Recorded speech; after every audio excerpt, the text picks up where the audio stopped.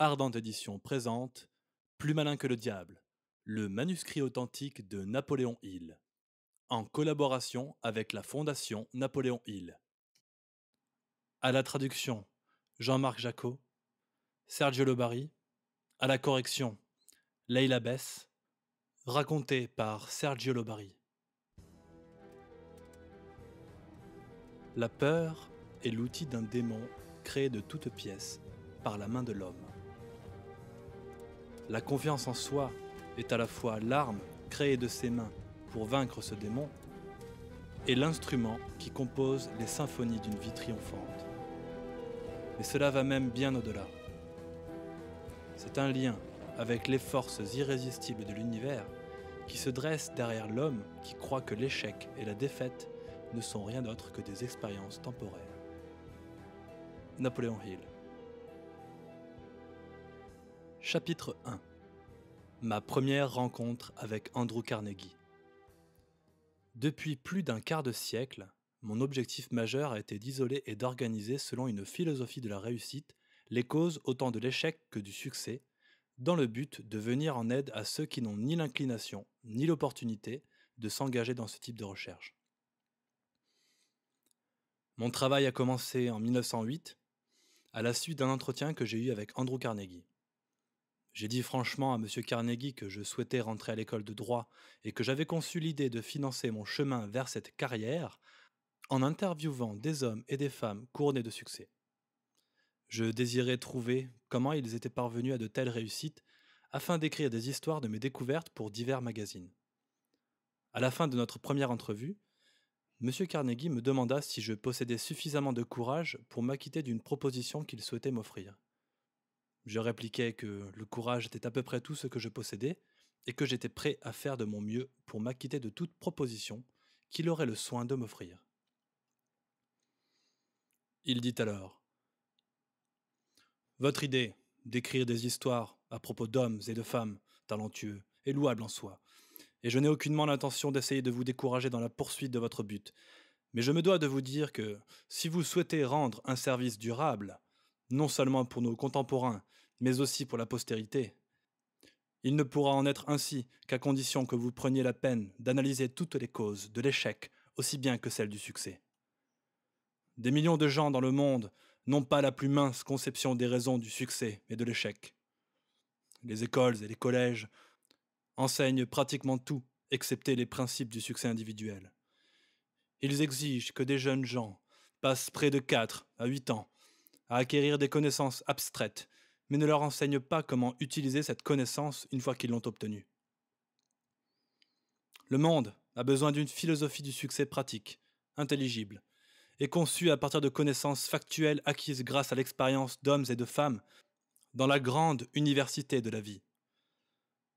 Dans le vaste champ de la philosophie, je ne trouve rien qui ne ressemble de près ou de loin à ce que j'ai à l'esprit. Nous ne disposons en ce bas monde que d'une poignée de philosophes capables d'enseigner aux hommes et aux femmes l'art de vivre. Il me semble que nous avons ici une opportunité qui devrait défier un jeune homme ambitieux de votre constitution. Mais vous savez, l'ambition ne suffit pas pour la tâche que je vous propose. Celui qui l'entreprend doit avoir du courage et de la ténacité. Le travail nécessitera 20 ans d'efforts continus, durant lesquels celui qui l'entreprendra devra subvenir à ses moyens en trouvant d'autres sources de revenus, car ce genre de recherche n'est jamais rentable à ses débuts. Généralement, ceux qui ont apporté leur contribution à notre civilisation à travers des travaux de cette nature ont dû attendre une centaine d'années ou plus après leurs propres funérailles avant de recevoir la moindre reconnaissance pour leurs accomplissements. Si vous entreprenez ce travail, vous devrez vous entretenir non seulement avec le petit nombre de ceux qui ont réussi, mais aussi avec tous ceux qui ont échoué. Vous devrez alors analyser avec soin les milliers de gens qui sont considérés comme des ratés, et par le terme raté, je veux parler des hommes et des femmes qui ont atteint le dernier chapitre de leur vie, déçus de ne pas avoir réalisé le but qui leur tenait à cœur. Et aussi contradictoire que cela puisse sembler, vous apprendrez davantage comment réussir auprès des ratés que des personnes dites prospères. Ces premiers vous enseigneront ce qu'il ne faut pas faire. Vers la fin de votre tâche, si votre entreprise est couronnée de succès, vous ferez une découverte qui pourrait bien vous surprendre. Vous découvrirez que la cause du succès n'est pas dissociable de l'homme lui-même. Il s'agit en fait d'une force intangible de la nature que la majorité des hommes ne reconnaît jamais. Une force qui pourrait bien être proprement appelée l'autre soi. Il est intéressant de noter que cette autre soi n'exerce son influence qu'en de très rares occasions. Il ne se fait connaître qu'en cas de force majeure, quand, devant l'adversité, ou aux prises avec des défaites temporaires, les hommes sont forcés de changer leurs habitudes et de réfléchir sur la façon de se sortir d'une situation difficile. Mon expérience m'a appris qu'un homme n'est jamais si près du succès tant que ce qu'il appelle l'échec ne l'a pas rattrapé. Ce n'est que durant des occasions de cette sorte qu'il est forcé de réfléchir. S'il pense avec précision et persistance, il découvre alors que ce qu'on appelle si facilement un échec n'est en fait rien de plus qu'un signal lui indiquant qu'il doit se réarmer d'un nouvel objectif ou d'un nouveau plan. La plupart des véritables échecs est causé par les barrières que les hommes ont eux-mêmes érigées dans leurs esprits. S'ils avaient eu le courage d'avancer d'un pas supplémentaire, ils auraient découvert leur erreur. Commencer une vie nouvelle.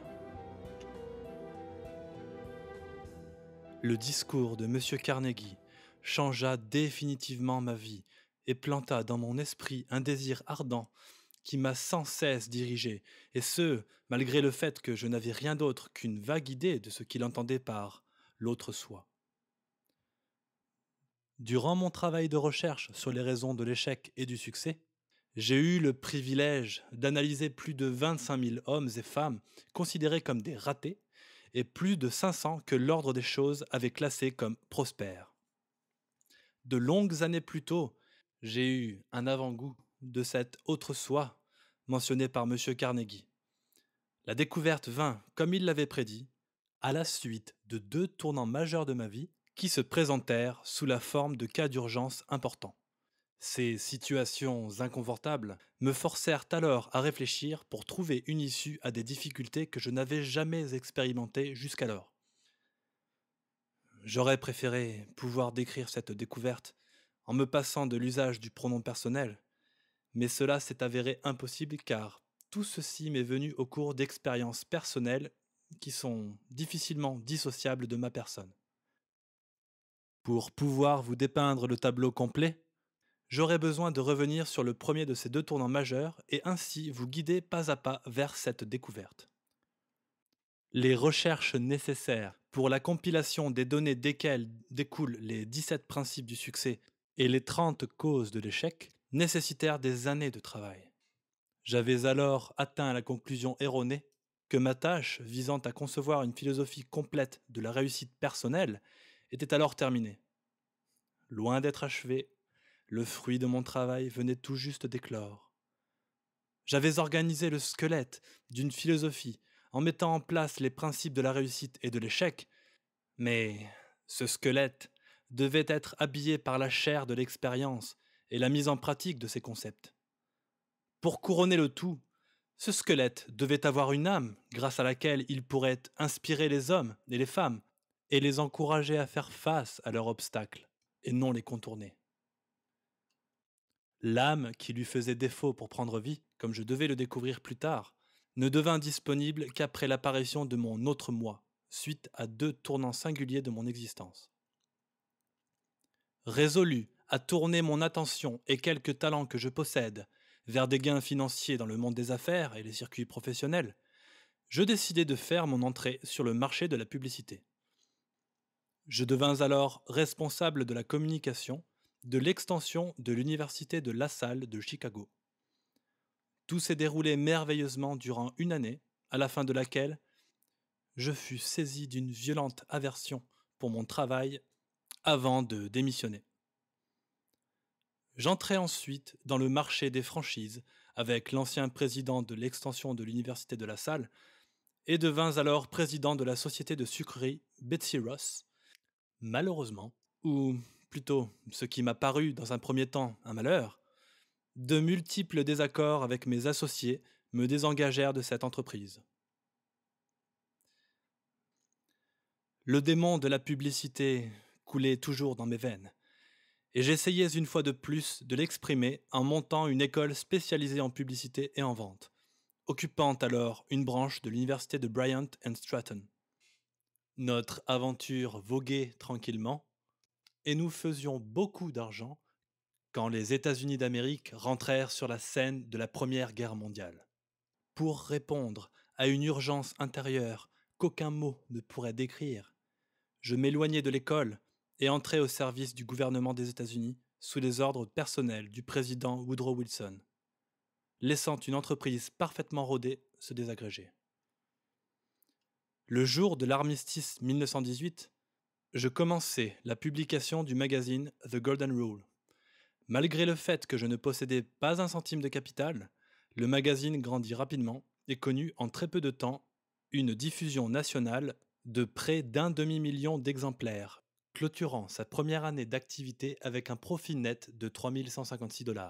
Quelques années plus tard, j'appris d'un éditeur expérimenté dans la publication et la distribution de magazines nationaux qu'aucun de ses semblables ne se risquerait de démarrer un tel magazine avec moins d'1 million de $.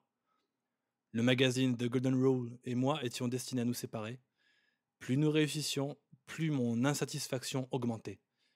Finalement, suite à une accumulation de petits ennuis insignifiants causés par mes associés, je leur fis cadeau du magazine et quittai l'aventure. Avec ce geste, je suis probablement passé à côté d'une petite fortune. Ensuite, j'ai mis sur pied un institut de formation spécialisé dans la vente. Mon premier contrat était de former une armée de 3000 personnes pour le compte d'une chaîne de magasins franchisés. Je percevais 10 $ pour chaque vendeur qui avait suivi mes cours.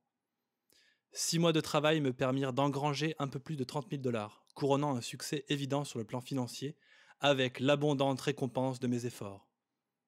Mais une fois de plus, je devins profondément nerveux. Je n'étais pas heureux. Chaque jour, il devenait de plus en plus évident qu'aucune somme d'argent ne m'apporterait le bonheur. Sans l'ombre d'une excuse raisonnable pour mes actions, j'abandonnai une affaire dont j'aurais pu facilement tirer un salaire confortable. Mes amis et mes associés pensaient que j'étais fou, et ils ne s'en cachaient pas. Franchement, j'étais enclin à partager leur avis. Il me semblait que je ne pouvais rien y faire. Je cherchais le bonheur, et je ne l'avais toujours pas trouvé. Du moins, c'est la seule explication que je pouvais offrir pour justifier mes actions inhabituelles. Quel homme peut prétendre se connaître vraiment ? Ce fut durant la fin de l'automne 1923. Je me retrouvai coincé à Columbus, dans l'Ohio, sans argent, et pire encore, sans aucun plan sur lequel travailler pour me tailler une porte de sortie. C'était la première fois de ma vie où je me retrouvais enlisé dans ce type de situation faute de moyens. À de nombreuses occasions, j'avais trouvé suffisamment d'argent sans avoir à en rougir, et jamais jusqu'alors je n'avais échoué à subvenir à mes besoins personnels. L'expérience me renversa. Je me sentais totalement désarmé quant à ce que je devais faire ou ne pas faire. J'ai réfléchi à une dizaine de plans grâce auxquels je pourrais résoudre mes problèmes, mais je les éliminais les uns après les autres car ils étaient irréalistes ou tout simplement infaisables. Je me sentais comme perdu dans la jungle, sans boussole. Chaque tentative que je faisais pour sortir de cet enlisement me ramenait à mon point de départ. Durant près de 2 mois, je souffris de la pire des affections humaines, l'indécision. Je connaissais les 17 principes de la réussite personnelle, mais ce que j'ignorais, c'était la façon dont j'étais censé les appliquer.